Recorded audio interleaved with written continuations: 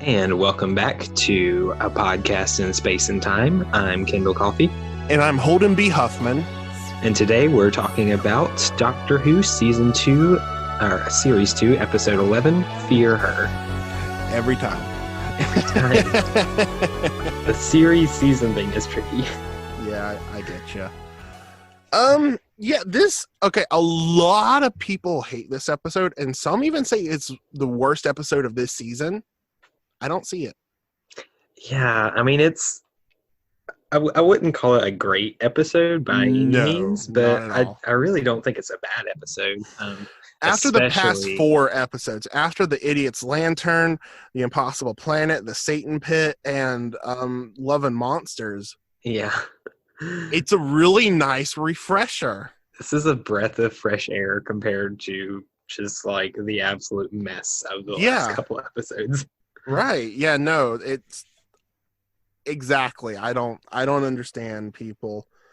But I mean, I get people's other different opinions and everything, but personally, breath of fresh air. Yeah.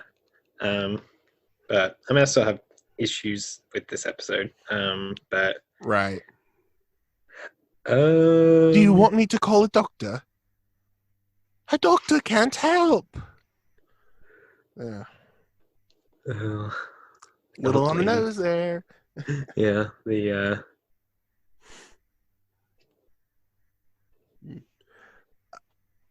I loved that the TARDIS just completely landed in the wrong way.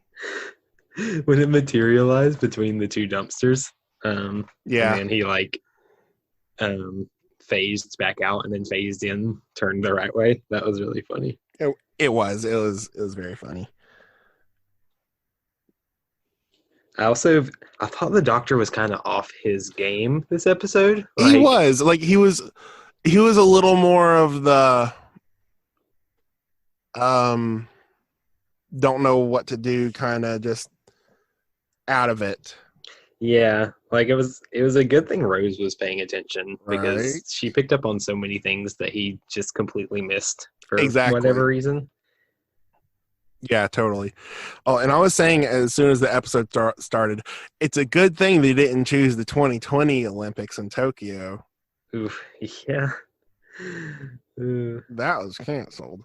Yeah, which I think they picked the 2012 Olympics specifically because London. Yeah, exactly.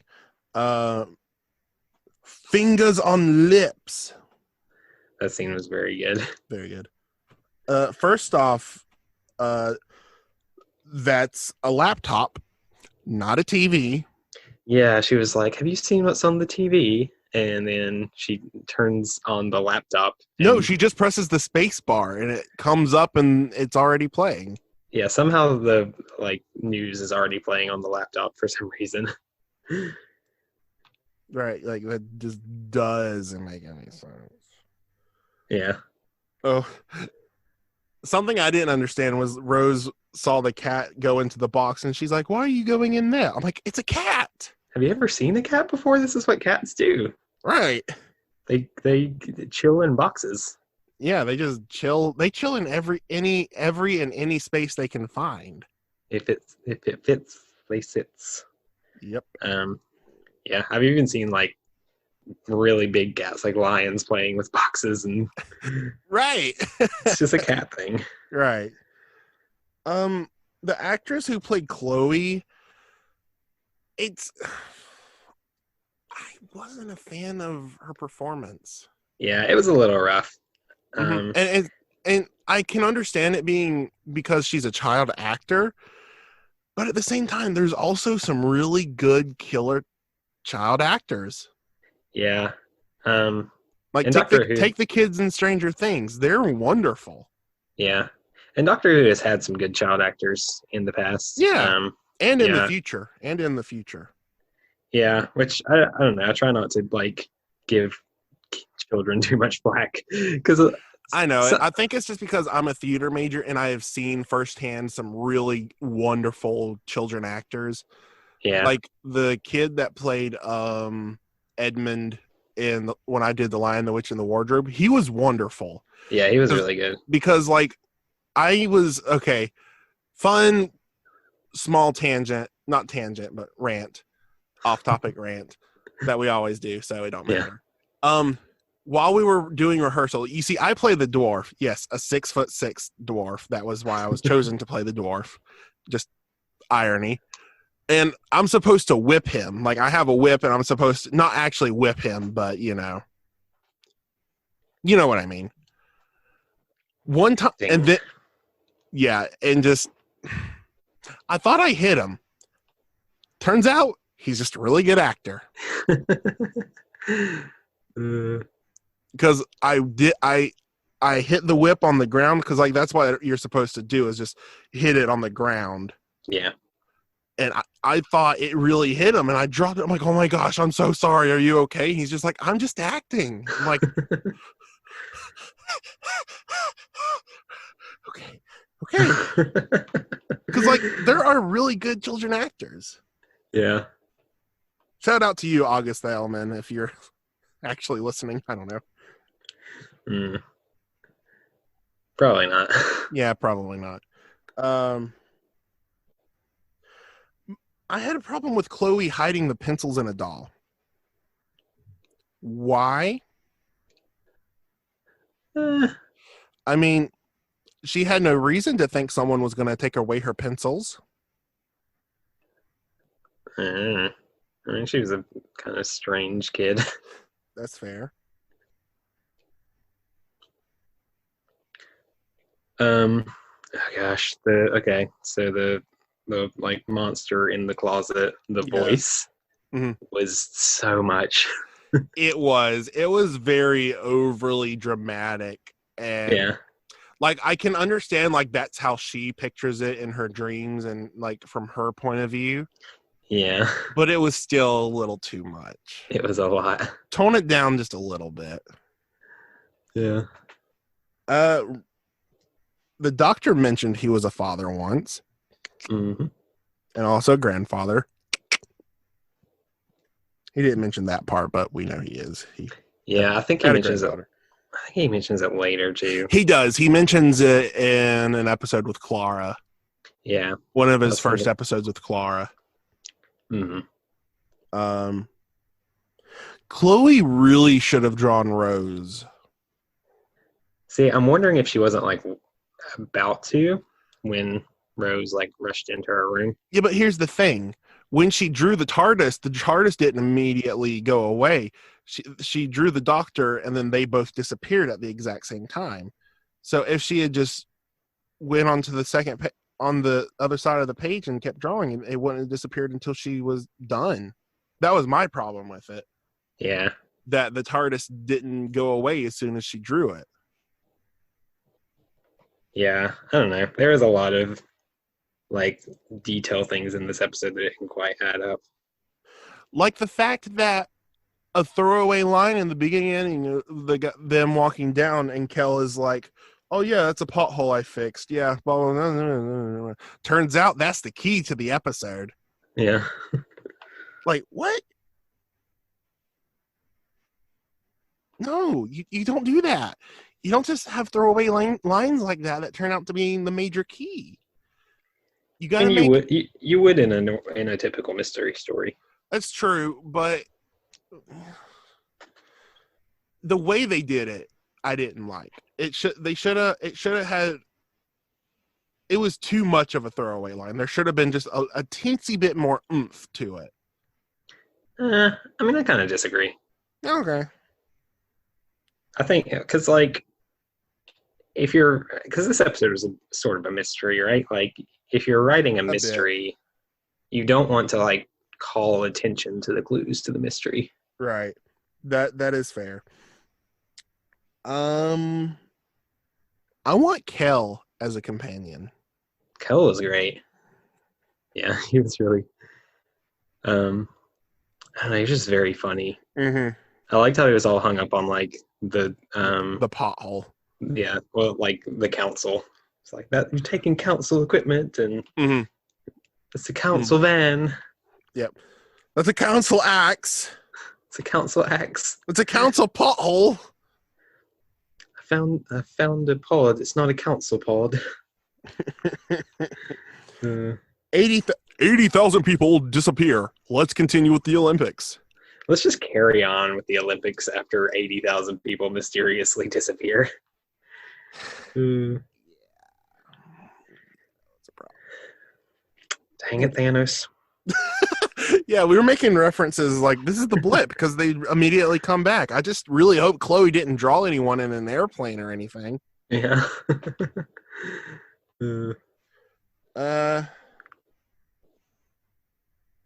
Yeah, when the children reappeared, the father drawing should have ceased to exist as well.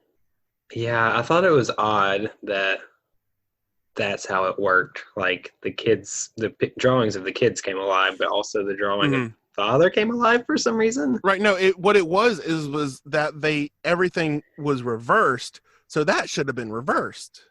Yeah. Because like it was already kind of alive when she drew it, but like then it should have not been alive anymore. Exactly. I didn't understand how that worked. Yeah, no. But what was it? Oh yeah.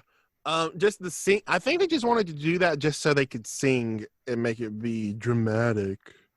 Yeah. Kind of like the SpongeBob SquarePants movie. I'm a goofy goober, yeah, and that solves the mind control thing, you know. Yeah. I mean, I get it. Like, I get they needed some kind of dramatic resolution to the whole like abusive father plotline, but it didn't quite make sense. Right. No, like they did need it. They just should have done it in a different way. Yeah. Or maybe explained it a little better. I don't know. Right. Oh, it seems that the man carrying the torch was struck by lightning. He may be hurt. Maybe. He might be. It's not like it was lightning. So he might be hurt. We're not sure. Wait, what? Of course he's hurt. He just got struck by lightning. Every time the announcer talked, I was just cracking up. He was so dramatic. He was like, this is a moment of hope and love and blah blah. And I'm like, it's the Olympics. Come on. We get it. It's a big event, but like, right. I mean, I honestly don't care for the Olympics, so yeah, I'm pretty neutral on the Olympic Games. I can understand why people enjoy it. Like, I don't enjoy generic typical sports, but stuff like something like the Olympics, I can understand the appeal for it.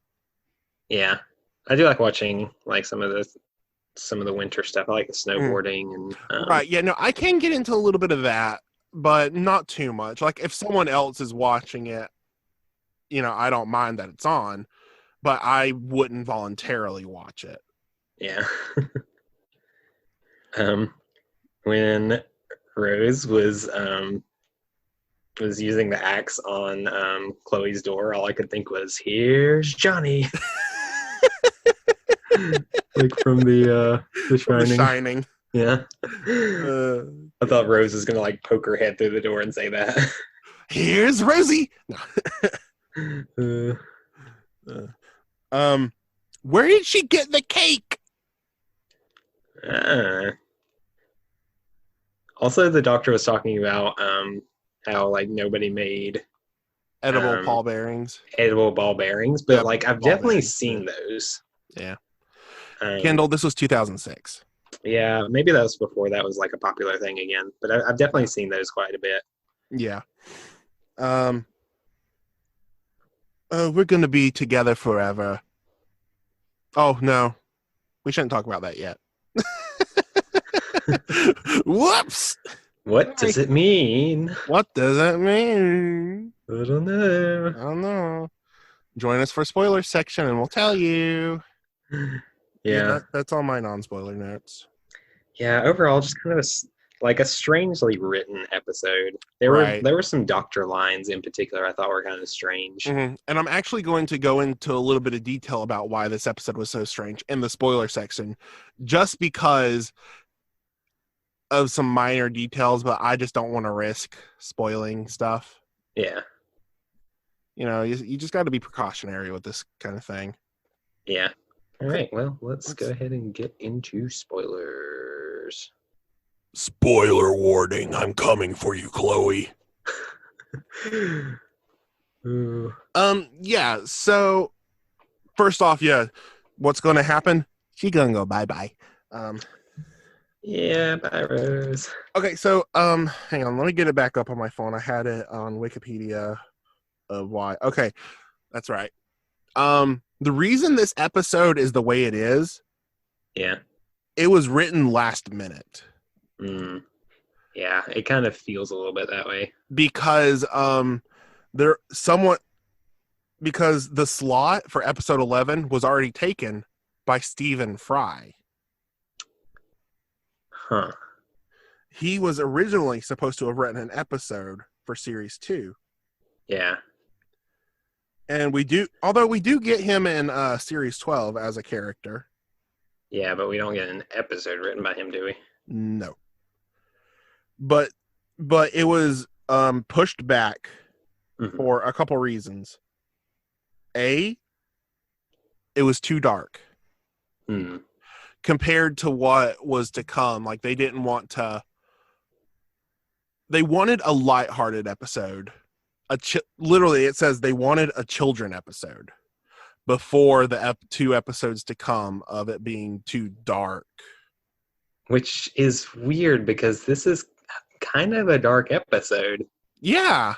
I mean, you've got like kids disappearing. You've got an abusive father. Yeah, it's a pretty dark episode. It really is, and like, it had been pushed back because of that. And I think another reason, I remember hearing or reading about this. I'm not completely sure about this, but I think it was also because it was too similar to another script that was written. So it was pushed back, like it was supposed to be done later, but it never was. Okay.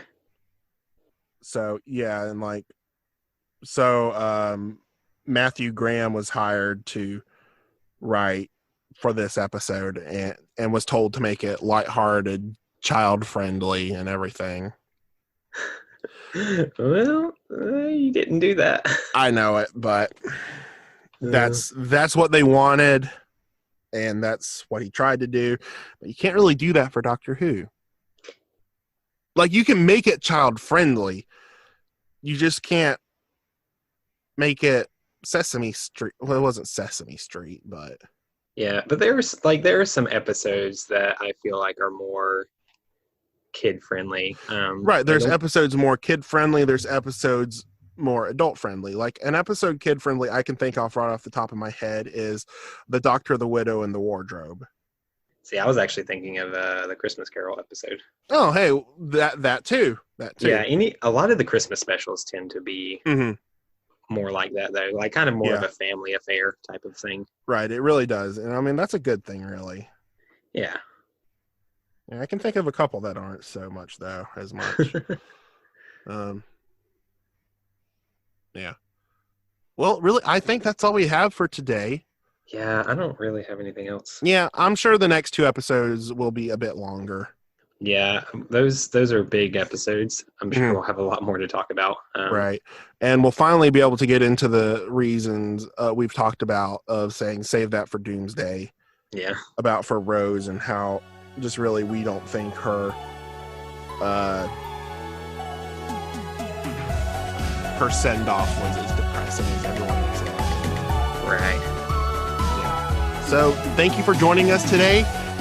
We will be back next time with Doctor Who Series 2, Episode 12, the penultimate episode of Series 2, The Army of Ghosts.